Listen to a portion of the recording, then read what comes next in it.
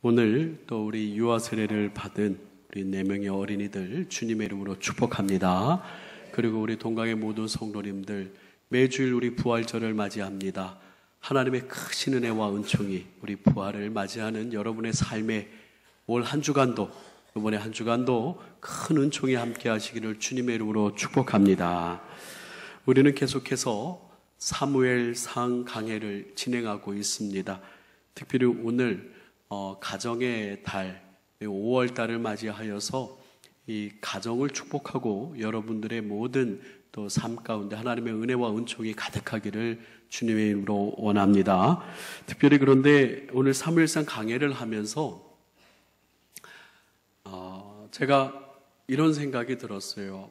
부목사님 생활을 제가 꽤 오래 했고 또 전도사님 생활도, 교육 전도사님 생활도 꽤 오래 했습니다. 제가 21살 때부터 주일학교 어린이들 맡아서 교육 전도사를 시작을 했으니까 꽤 오래 하면서 한 3년 또 5년 제가 여러 목사님들에게 목회를 배우려고 많은 또 교회를 또 이렇게 전도사님으로 부목사님으로 심부를 한 적이 있었습니다.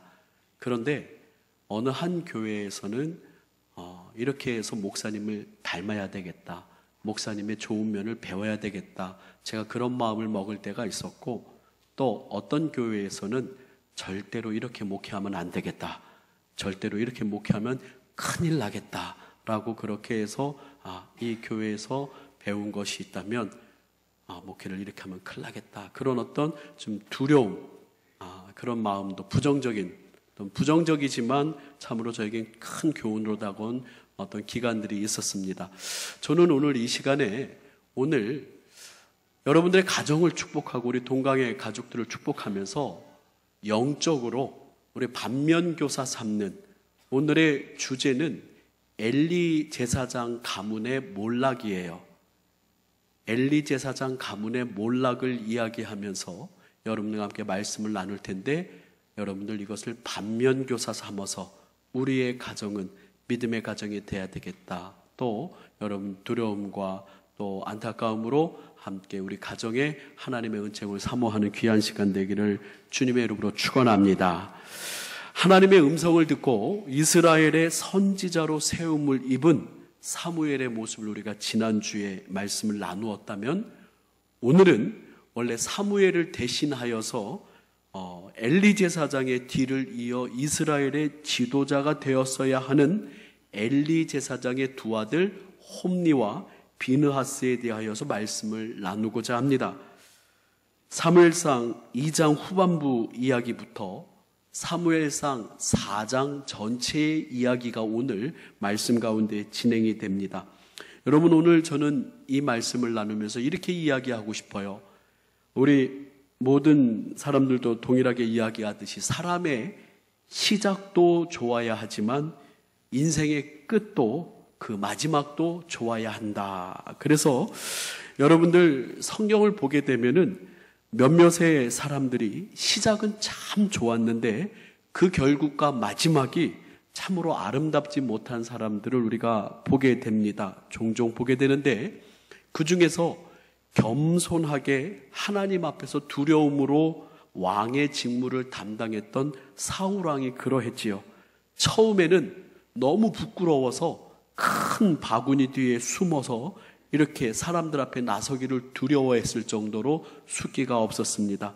그런데 이 사울이 나중에는 어떻게 변질되었냐면 대범하게 사람들을 죽이기도 하고 하나님 앞에 드리는 예배를 무시하고 또 80명이나 되는 제사장들을 죽이면서 사람들을 더 인식하고 하나님 앞에서 버림을 받게 되는 그런 시작은 좋았지만 참으로 그 결말이 너무나도 안타까운 사울 왕이 있습니다. 또 한 사람 예를 들자면 이 압살롬이라고 하는 다윗의 세 번째 아들이 있습니다. 이 다윗의 세 번째 아들 압살롬은 너무나도 잘생기고 머리끝부터 정수리까지 너무나도 아름다워서 모든 이스라엘 사람 중에 최고다 할 정도로 그 외모와 풍채가 아름답고 또 사람들에게 지혜가 있어서 사람들의 마음을 다 빼앗았습니다. 근데 그의 결말은 어떠했냐면 다윗을 반역하여서 세 번째 아들인 이 압살롬이 다윗을 반역하여서 왕의 자리에 오르고자 할 때 그는 요압에 의하여서 나뭇가지에 목이 걸려서 아주 비참한 최후를 마무리합니다. 너무나도 아름다웠고 모든 사람들이 흠모했던 이 압살롬, 정말로 어떻게 보면은 그냥 순서대로 진행되었다면 이 압살롬이 사랑을 입어서 왕이 되지 않았을까, 더 아름다운 훌륭한 왕이 되었지 않았을까 생각하는데 이 압살롬의 시작과 마지막이 너무나도 틀렸다라고 하는 거죠. 여러분도 잘 아는 한 사람의 예를 들자면 삼손의 예를 들 수가 있습니다. 사사기에 보면, 성경 사사기에 보면 삼손이라고 하는 인물이 나오죠. 너무나 힘이 세서 맨손으로 사자를 때려잡고 또 나귀 턱의 뼈로 블레셋 사람들을 1000명이나 죽이고 마지막에는 힘으로 기둥 2개를 무너뜨려서 그 기둥 위에 있었던 그 3000명의 블레셋 사람들을 단번에 죽였던, 너무나도 참 하나님께서 처음부터 나시린으로 구별된 사람으로 이스라엘을 위한 사명자로 그렇게 삼손을 세웠습니다.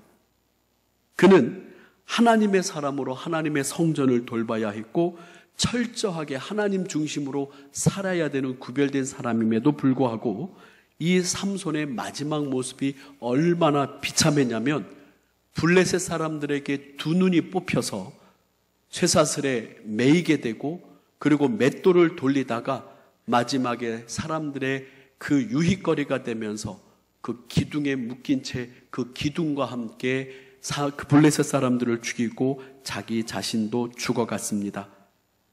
그의 처음 모습과 나중의 모습은 너무나도 상이합니다. 이방 여인을 아내로 삼고 기생과 연합하여 또 나중에는 돈에 죽고 돈에 사는 드릴라라고 하는 여자에게 들어가 자신의 본 모습을 잊고 살았기에 그 결말이 참으로 아름답지 못했습니다.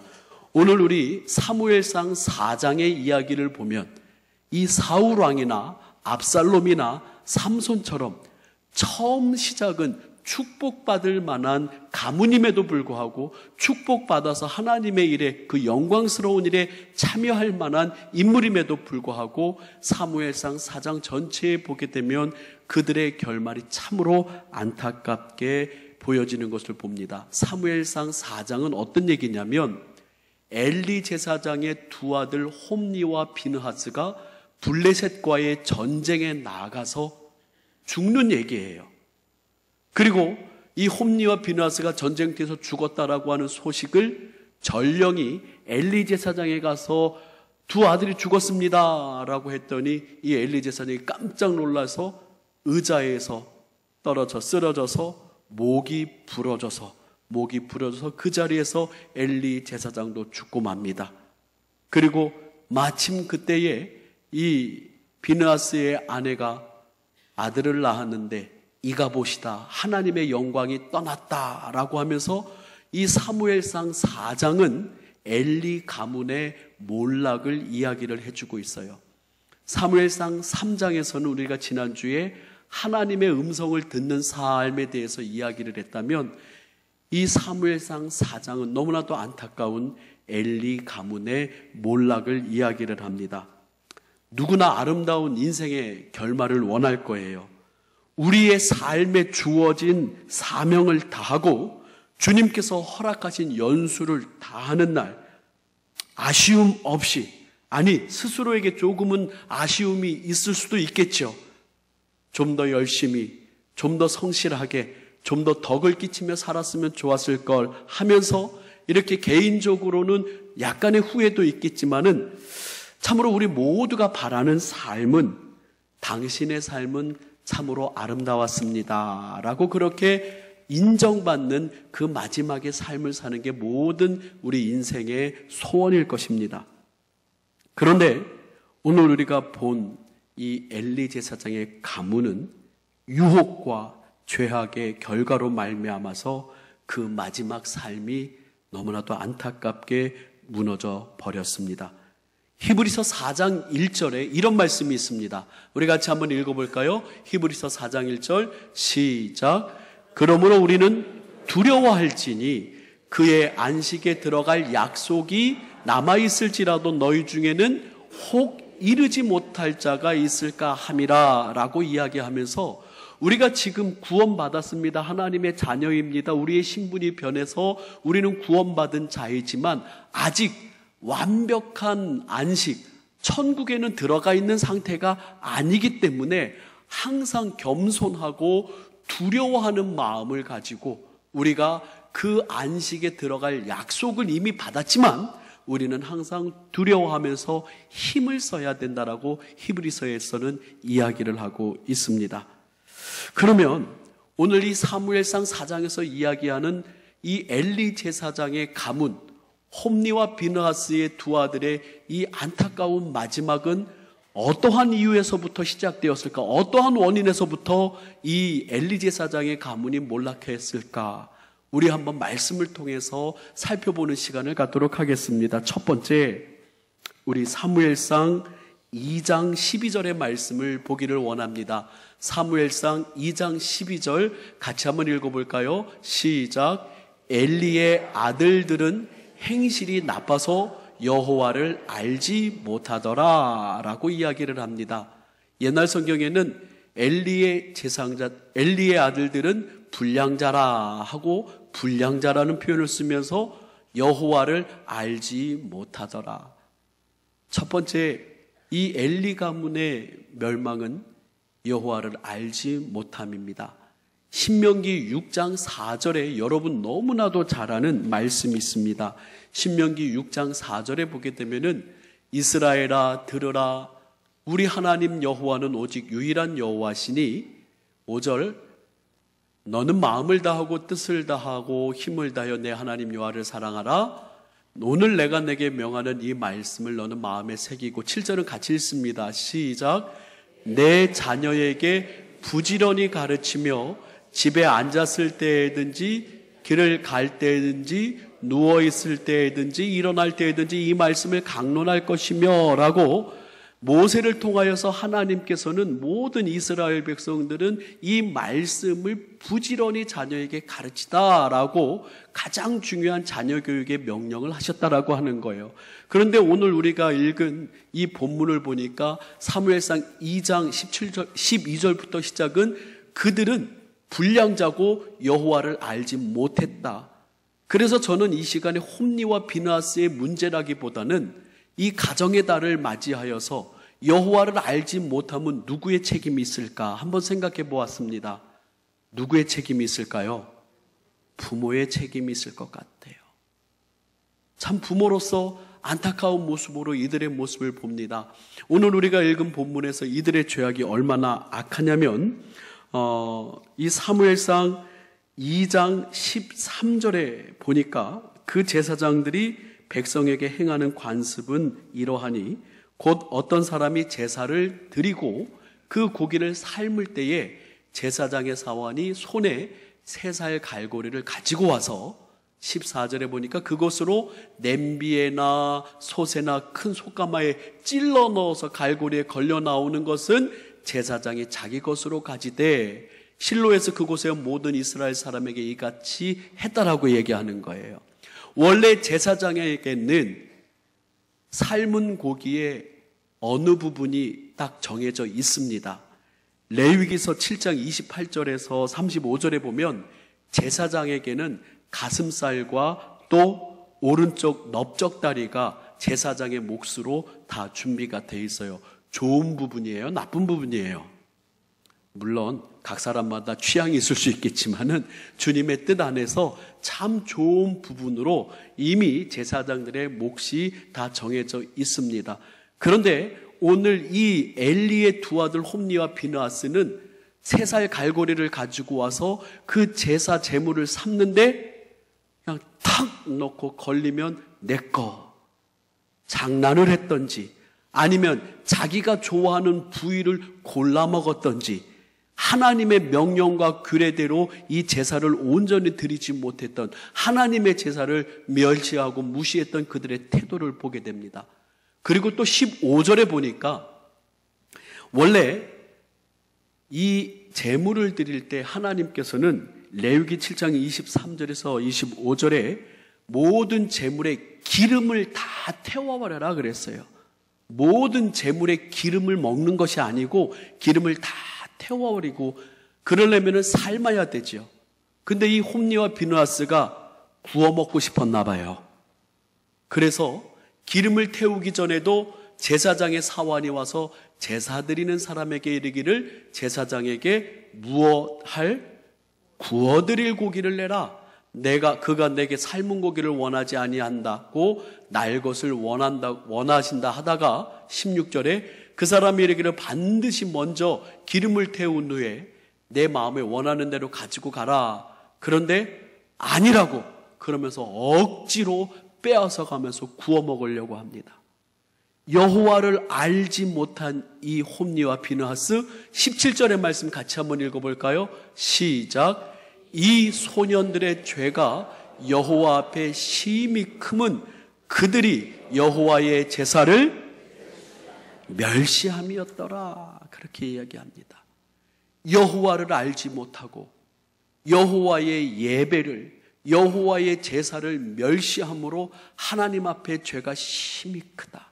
여호와를 알지 못했던 것은 그들이 불량자였고 배우지 않으려고 했던 그들의 모습도 있지만은 저는 이 시간 이 가정의 달을 맞이하여서 우리 모든 신앙의 부모, 우리 신앙의 선배들, 오늘 유아 세례를 특별히 했는데 모든 부모들이 이 거룩한 부담감을 갖기를 주님의 이름으로 축원합니다.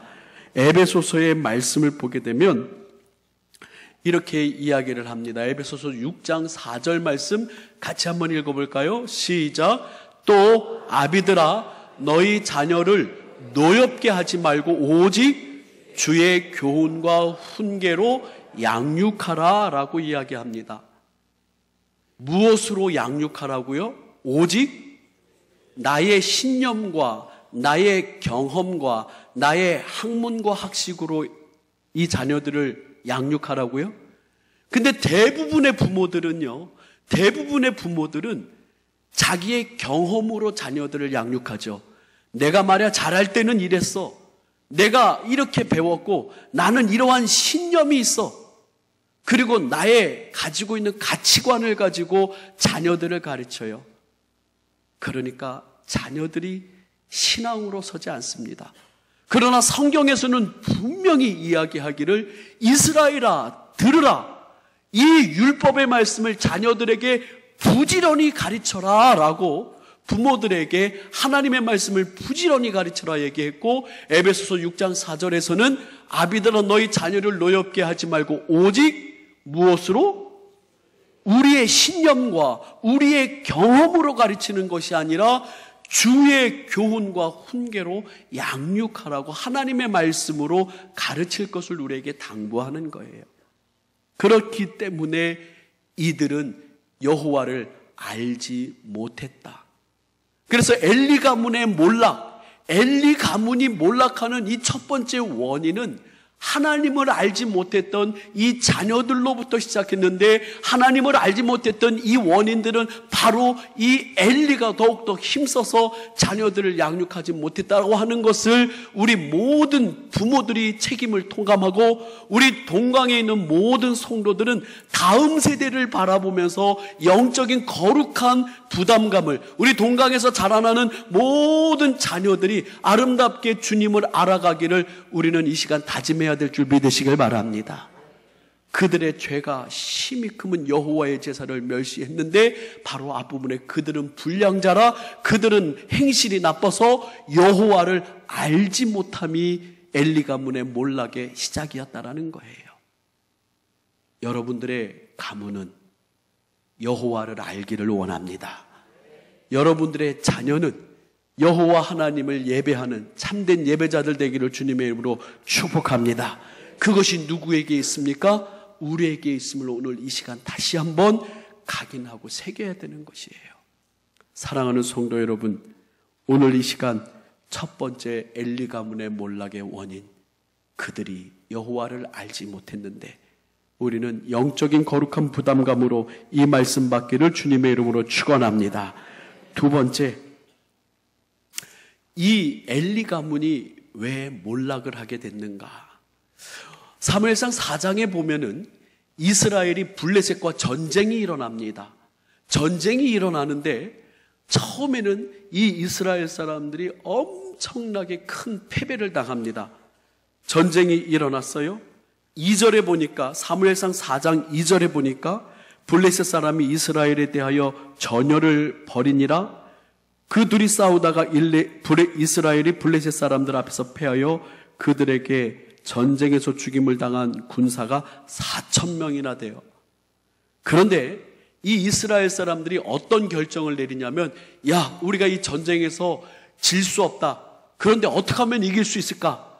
하나님의 언약궤, 법궤, 하나님의 이 법궤가 우리 전쟁 가운데 함께 있으면은 이기지 않겠는가? 3절의 말씀을 보니까 백성이 진영으로 돌아오매 이스라엘 장로들이 이르되 여호와께서 어찌하여 우리에게 오늘 블레셋 사람들 앞에 패하게 하셨는고 여호와의 언약궤를 실로에서 우리에게로 가져다가 우리 중에 있게 하여 그곳으로 우리를 우리 원수들의 손에서 구원하게 하자라고 하면서 언약궤를 전쟁터로 가져옵니다. 이 언약궤가 여러분 역사적으로도 이 요단강을 건널 때도 언약궤가 먼저 건넜고 또 이스라엘의 행진에도 이 언약궤가 앞서갔고 여리고 성을 무너뜨릴 때도 이 언약궤가 앞서 행해서 하나님의 임재를 의미하는 게 바로 이 언약궤예요. 근데 여러분들 이 언약궤를 이 블레셋과의 전쟁에 가져오니까 이스라엘 사람들의 사기가 충천합니다. 와, 하나님의 언약궤가 왔다.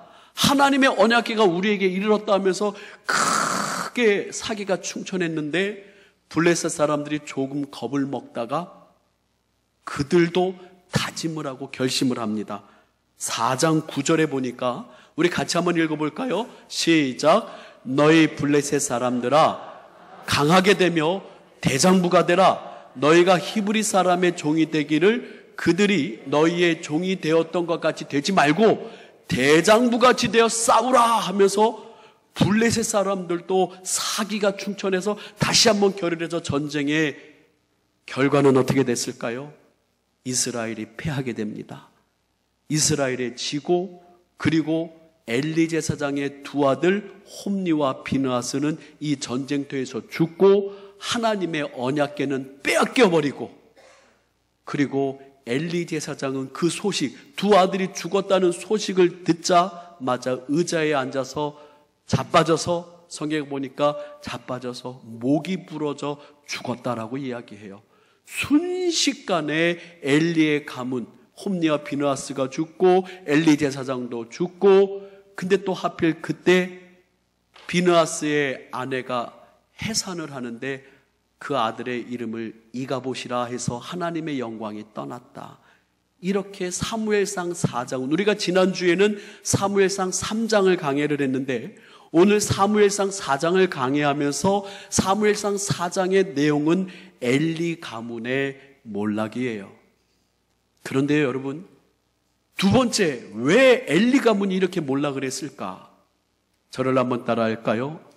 알맹이가 빠지고 껍데기 신앙만 있었기 때문입니다. 여러분은 이 언약궤를 들고 왔어요. 이 언약궤를 들고 온 의미는 하나님의 임재를 의미하는데요. 이 언약궤 안에는, 법궤 안에는 뭐가 들었냐면 첫 번째는 만나가 들어있어요. 항아리, 조그만 항아리에다가 만나를 담았습니다. 이 만나는 이스라엘이 광야 40년 동안 먹고 지냈던, 그래서 이 만나의 의미는 하나님이 우리의 삶을 책임져 주신다라는 믿음이에요.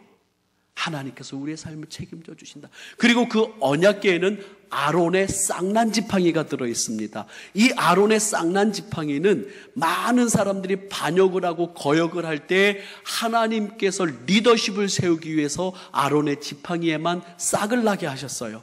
그래서 그 아론의 쌍난 지팡이는 순종을 의미합니다. 그리고 그 안에는 모세의 10계명 돌판이 들어있어요. 그 언약궤에는 아론의 쌍난 지팡이 그리고 만나 10계명 돌판이 들어있는데 여러분, 이것은 무엇을 의미합니까? 하나님의 말씀을 따라 살겠다라고 하는 진정한 신앙과 하나님을 순종하겠다고 하는 순종과 하나님께서 내 삶을 책임져 주신다는 믿음이 그 안에 형상화되어 있는 거예요. 근데 이스라엘의 모든 사람들은 하나님 앞에서 참된 믿음과 신앙의 알맹이는 다 빠져버리고 껍데기만 왔어요. 그냥 그거는 상징이에요. 그것은 의미예요. 그 안에 있는 하나님의 만나, 아론의 쌍난 지팡이, 모세의 십계명 돌판, 그것은 의미입니다. 그 안에 중요한 중심은 내가 하나님을 믿습니다. 내가 하나님 앞에 순종합니다. 내가 하나님 말씀대로 살겠습니다라고 하는 그 알맹이가 있어야 되는데 그 중심이 빠지고 승리하기를 원하는 거예요. 그런데 현대교회가 그래요. 현대교회가 많은 사람들이 교회를 다니는데 교회를 다니면 복 받는다더라. 교회를 다니면 뭔가는 잘 되겠지. 그래도 신앙 한 가지, 불교나 이슬람교나 아니면 여러 종교들 가운데 나는 기독교 선택할래. 그래도 교회를 다니면 뭔가 좀 되겠지. 아니요. 교회를 다녀서 뭐가 잘 되는 게 아닙니다. 교회를 다니는 것은 어떻게 보면 허상이고 껍데기일 뿐일 거예요. 교회를 다녀서 잘 되는 게 아니라 교회를 다니며 교회 안에서 가르치는 하나님의 말씀이 내 안에 들어와야 돼요. 교회를 다니는 게 중요한 게 아니라 교회를 다니면서 하나님 앞에 순종하는 하나님의 순종의 심령이 내 중심 안에 있어야 되고 하나님이 나를 책임져 주신다는 믿음, 이 만나의 믿음이 우리 중심 안에 있어야 되는데 사무엘상 4장에는 그들에게는 중심이 없어요. 알맹이가 없어요. 참된 신앙이 다 빠져버리고 그들은 껍데기만 들고 나가서 이길 것 같다. 근데 많은 신앙인들이 교회를 나가면 뭔가 잘 될 것 같은 그런 착각에 빠져요. 여러분, 우리나라의 대통령, 장로님 지내신 분들이 얼마나 많았습니까? 우리 교회가 아니고 우리나라의 국회의원들 중에 교회 다니는 기독교인들이 얼마나 많이 있습니까? 어떨 때는 60%도 넘었다고 하더라고요. 근데 이 나라와 이 민족이 부정과 부패와 또 정말로 향락으로 물들어가는 여러 가지 죄악으로 물들어가는 안타까운 현실이 지금 우리를 너무나도 힘들게 하지 않습니까? 참으로 그들 안에, 물론 그 국회의원들 모두가 다 나쁘다라는 게 아니라 정말 교회를 다니는 것이 본질이 아니라 교회를 다니면서 그 안에 진정 있어야 될 참된 신앙이 우리 중심 안에 있어야 된다라고 하는 거예요. 사랑하는 동강의 성도 여러분, 엘리 가문은 이렇게 몰락했습니다. 엘리 가문은 껍데기만 들고 왔기에, 진짜 중요한 그 안에 있는 알맹이를 빼놓고 왔기에 그 엘리 가문은 멸망하게 된 거예요. 마지막으로 하나님께서 이 엘리 가문을 몰락하게 하는 이유 중에 세 번째는 그들에게 회복의 기회를 주셨지만 회복의 기회를 무시했습니다. 하나님께서는 수도 없이 구약 선지자들을 통하여서 우리에게 돌아오라 얘기합니다. 회개하라 합니다. 하나님께서는 끊임없이 우리에게 하루가 천년같이, 천년이 하루같이 기다리신다 하고 또 한 명의 죄인이 회개하여 돌아올 것을 하나님이 끝까지 부르십니다. 그런데 사무엘상 2장 24절에서 25절에 보면 이 아들들이 아버지의 말을 듣지 않아요. 우리 같이 한번 읽어볼까요? 24절과 25절 시작. 내 아들들아, 그리하지 말라. 내게 들리는 소문이 좋지 아니하니라. 너희가 여호와의 백성으로 범죄하게 하는도다. 이 4장에서는 무슨 범죄가 나오냐면 이 엘리에 대하여 홈리와 비느하스가 성전에서 수종 드는 여인들과 간음하는 이야기가 나와요. 여인들을 범하는 이야기가 나와요. 그러면서 소문이 좋지 않다. 여호와의 백성으로 범죄하게 하는구나. 25절 같이 한번 읽어볼까요? 시작. 사람이 사람에게 범죄하면 하나님이 심판하시려니와 만일 사람이 여호와께 범죄하면 누가 그를 위하여 간구하겠느냐 하되 그들이 자기 아버지의 말을 듣고 순종하여서 회개하고 눈물 흘리며 다시는 그러지 않겠습니다라고 애통하고 주 앞에 엎드렸다면 용서받고 하나님께서 기회를 주셨겠지만 그들이, 그 부분부터 같이 한번 읽어볼까요? 시작. 그들이 자기 아버지의 말을 듣지 아니하였으니 이는 여호와께서 그들을 죽이기로 뜻하셨습니다라. 아멘. 사랑하는 동강의 성도 여러분, 오늘 여러분들 이렇게 교회에 오셨으니 잘 오셨습니다. 오늘 여러분들은 회복의 기회를 얻었고, 여러분들은 오늘 여러분께서, 하나님께서 여러분들에게 응답 주시는 응답의 기회의 자리가 오늘 이 축복의 예배의 자리인 줄 믿습니다.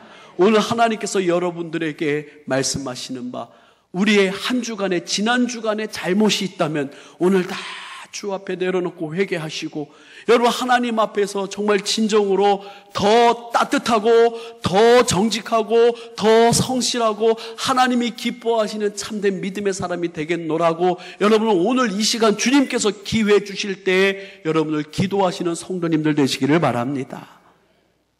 지난 수요일에 가룟 유다하고 베드로하고의 얘기를 잠깐 나눴어요. 수요 예배 때 가룟 유다도 죄를 졌어요. 예수님을 은 30세겔 120데나리온이라 되는 그러한 양, 120데나리온, 한 데나리온은 한 사람의 하루 품삯, 그러니까 한 1200만 원, 쉽게 계산하면 1200, 노예 한 명을 살 수 있는 큰 돈입니다. 은 30세겔을 가지고 예수님을 팔아넘겼어요. 그런데 베드로는요, 베드로도 마찬가지예요. 예수님께서 신문당하고 고난당하실 때 저주를 하면서 너 예수를 따라다니는 사람 아니냐 그랬더니 베드로가 뭐라고 그랬어요? 아니라고. 계속해서 부인하면서 저주하면서 나는 아니다고 그렇게 얘기하는 베드로의 모습이 있었습니다. 똑같이 그분이나 그놈이나 그분이나 똑같아요. 둘 다 죄를 졌어요. 둘 다 연약합니다. 그런데 가룟 유다는 자살을 하고 베드로는 나가서 통곡을 하고 회개의 기회를 얻습니다. 오늘 우리가 읽은 사무엘상 4장 그리고 사무엘상에서 이야기하는 이 안타까운 현실은 엘리 가문의 몰락은 하나님 앞에서 회개할 기회가 있었음에도 불구하고, 하나님 앞에서 자복할 기회가 있었음에도 불구하고 돌아서지 아니하고 그 마지막 비참함을 맞이한 엘리 가문의 이야기입니다. 사랑하는 성도 여러분, 말씀을 정리합니다. 가정의 달, 오늘 유아 세례도 하고 웃음기도 받고 참 좋은 얘기만 하면 얼마나 좋을까요? 근데 오늘 사무엘상 4장, 우리 사무엘상 강해를 이어가면서 또 다른 영적인 의미가 있는 것 같아요. 사랑하는 성도 여러분의 가정을 축복합니다. 우리 동강의 모든 영적 공동체를 축복합니다. 그래서 우리는 세 가지를 다짐합시다. 하나님 앞에서 말씀으로 주의 교훈과 훈계로 양육할 것을, 여러분들의 가정에 하나님의 말씀이 풍성하기를 주님의 이름으로 축복합니다.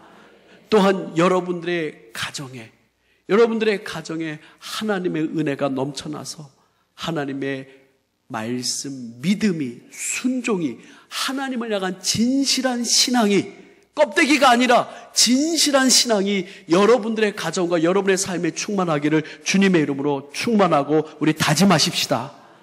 그리고 우리는 연약합니다. 우리는 부족합니다. 그러나 여러분 결단합시다. 주님, 나의 죄를 용서하시고 나로 오늘 새롭게 하시고 성령이여 나에게 오늘 힘 주시어서 또 한 주간 살아갈 때에 주님의 뜻에 맞게 살아가는 믿음의 사람 되게 해달라고 영적인 다짐을 하는 저와 여러분 되기를 주님의 이름으로 축원합니다. 우리 함께 복음성과 성령님을 바라는 우리 함께 찬양하겠습니다. 오소서 진리의 성령님 함께 찬양합니다.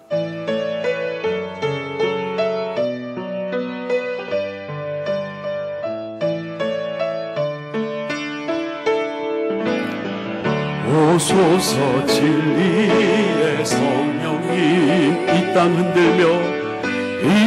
흔들며 임하소서.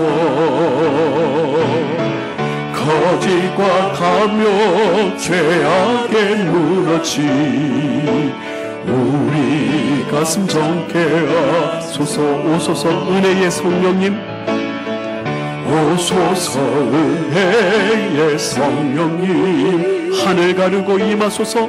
하늘 가르고 임하소서. 거룩한 불꽃 하늘로서 임하사 타오르게 하소서. 주 영광 위에 우리 다 함께 자리에 일어나서 찬양합니다. 하소서. 주의 말씀 이 땅 새롭게 하소서. 은혜의 강물 하소서. 성령의 바람 이 땅마다 불어 이 눈 입은 주의 승려한 백성, 주의 영광 위에 이제 일어나 열방을 치유하며 행진하는 영광의 그날을 주소. 부의 불길 타오르게 하소서. 부의 불길 타오르게 하소서. 진리의 말씀 이 땅 새롭게 하소서. 은혜의 강물 흐르게 하소서. 은혜의 강물 흐르게 하소서. 성령의 바람 이 땅가로 불어 이 눈 입은 주의 순결한 백성, 주의 영광 위에 이제 일어나 열방을 치유하며 행진하는 영광의 그날을 주소서. 아멘. 우리 한번 소리내어서 기도하는 시간 갖도록 하겠습니다. 다짐과 결단